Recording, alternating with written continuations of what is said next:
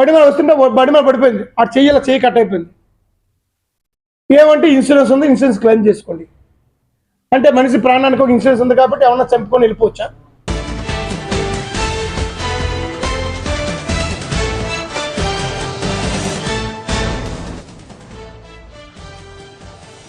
వందల లారీలు తిరుగుతున్నాయి. బండరాళ్లను తరలించే లారీలు ఓవర్లోడ్తో వెళ్తున్నాయి. రాయి పడి వాహన చోదకులు గాయపడుతున్నారు. వాహనాలు ఢీకొని చనిపోతున్నారు. వరుస ప్రమాదాలు అధికారులు కనిపించడం లేదా? రోడ్డుపై తిరిగే భారీ వాహనాలు పిల్లలాడుకుని బొమ్మలు అనుకుంటున్నారా? అధికారులు ఏమైపోయారు? అధికార పార్టీ నాయకుల ఒత్తిళ్లలోనే కళ్ళు మూసుకొని కూర్చున్నారా? ప్రమాదంలో ప్రాణాలు కోల్పోయిన కుటుంబాలు చూడండి. గాయపడి వైద్యం అందకి విలపిస్తున్న క్షతగాత్రుల కుటుంబాలు చూడండి. రోడ్డును విస్తరించండి, అంతవరకు ఆ లారీలను ఆపండి. అధికారులు స్పందించకపోతే ప్రత్యక్ష పోరుకు సిద్ధమవుతారని వైఎస్ఆర్సీపీ నాయకుడు బొడ్డేటి ప్రసాద్ అన్నారు. రోడ్డు ప్రమాదాలపై ఆయన అధికారులకు వినతిపత్రం అందజేశారు. ఈ సందర్భంగా ఆయన మీడియాతో మాట్లాడుతున్నారు. చూద్దాం. గత 9 మాసాలుగా అనకాపల్లి నుండి అచ్యుతాపురం రహదారులు చాలా మంది చనిపోవడం జరిగింది.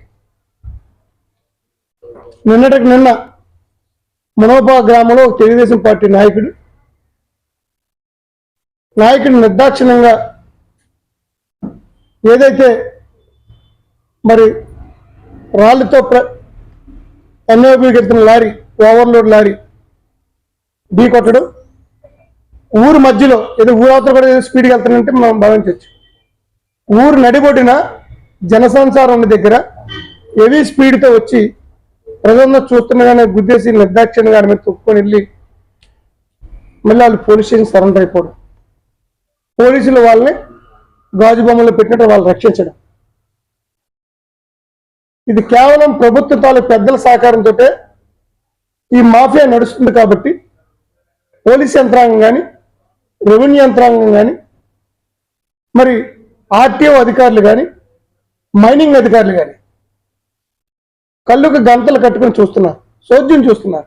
అన్నింటికీ బాధాకరమైన విషయం ఏంటంటే 4 మాసాల క్రితం అచ్యుతాపురం మండలం, మునోపాక మండలంలో ఉన్నటువంటి సుమారు ఒక 10 మంది ప్రజాప్రతినిధులు, సర్పంచులు, ఎంపీటీస్ అందరూ కలిసి ప్రజాప్రతినిధులు అందరూ కలిపి 11వ నెల 4వ తారీఖు 2024 జిల్లా కలెక్టర్ గారికి ఈ కార్యక్రమంపై అమ్మ మీరు దృష్టి పెట్టండి, చాలా మంది ప్రాణాలు పోతున్నాయి, దీనిపై స్పందించండి, ఓవర్లోడ్లు ఏదైతే పాసింగ్ లారీ పాసింగ్ 30 టన్నులు, సీసీ ఫుటేజ్లు ఉన్నాయి, రోజుకి ఎన్ని బళ్ళు వెళ్తున్నాయి చూడండి. ఇక్కడ మా మునోపా పంచాయతీ సీసీ ఫుటేజ్ ఏర్పాటు చేశాం.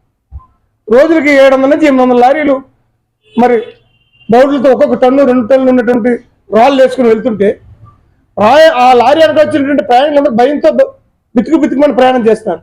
ఏ రాయి పడిపోతుందో భయం, ఏ లారీ ఒరిగిపోతుందని భయం. లారీ పడిపోయి, లారీలో రాళ్ళు పడిపోయి చెయ్యిలు కాళ్ళు ఇరిపోయిన సంఘటన కూడా రాంబెల్లో జరిగాయి.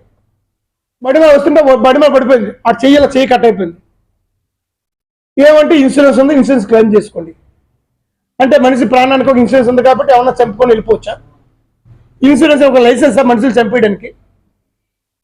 పోలీసు వారిని అడిగితే మనం ఏం చేయలేము, వాళ్ళకి ఇన్సూరెన్స్ క్లెయిమ్ చేసుకుంటే మేము ఏం చేయలేము, లారీని ఆపడానికి మాకు అధికారం లేదంటున్నారు. నేను తెలుగుదేశం పార్టీ నాయకుడు చచ్చిపోతే ఉదయం సాయం దాకా పోలీస్ స్టేషన్లో మునోపా గ్రామ పార్టీలకు అతీతంగా అందరూ కలిపి ఆ కుటుంబం కోసం నిలబడితే పోలీసు వారు ఏం చెప్పారు? ఈ లారీ మనం ఏం చేయడానికి లేదు, అక్కడికి ఇన్సూరెన్స్ ఉంది, మనం ఏం చేయలేము, అరెస్ట్ చేయగలుగుతాం, అంతకంటే ఏం చేయలేం. ఈరోజు అరెస్ట్ చేపిస్తారు, 3 రోజుల పొందిన తర్వాత ఆడికి బెయిల్ మీద వచ్చేస్తాడు, లారీ ఆర్టీఓ రిలీజ్ చేస్తాడు. ఇన్సూరెన్స్ మాట్లాడితే ఇన్సూరెన్స్ క్లెయిమ్ చేసుకోండి అంటే లారీకి ఇన్సూరెన్స్ ఇచ్చి కట్టేది మాత్రం ఏమైనా చంపుకుంటూ పోతూ ఉన్న పోలీసులు చోద్యం చూస్తున్నారు. ఈ ప్రాంత ప్రజల తాలూకు ప్రాణాలు కాపాడడం కోసం వైఎస్ఆర్ కాంగ్రెస్ పార్టీకి సంబంధించిన నాయకులందరూ కూడా ఈ 2-3 రోజుల్లో అనకాపల్లిలో సమావేశమై, ఎందుకంటే ఇది affected Anakapalli, Munopaka, Achyutapuram major affected కాబట్టి మేమందరం కూర్చొని మా పార్టీ పెద్దలతో మాట్లాడి దీనిపైన ఖచ్చితంగా కార్యాచరణ చేపడతాం. దశల వారీగా ఏదో ఒక రోజు చేసేసి వెళ్ళిపోయేలా కాకుండా ఈ ఉద్యమాన్ని ప్రజల కోసం పోరాటం ఏదైతే చేయాలనుకుంటున్నామో దీన్ని దశల వారీగా పార్టీ తరఫున కార్యాచరణ రూపొందించి త్వరలో మేము ముందు పెడతాం.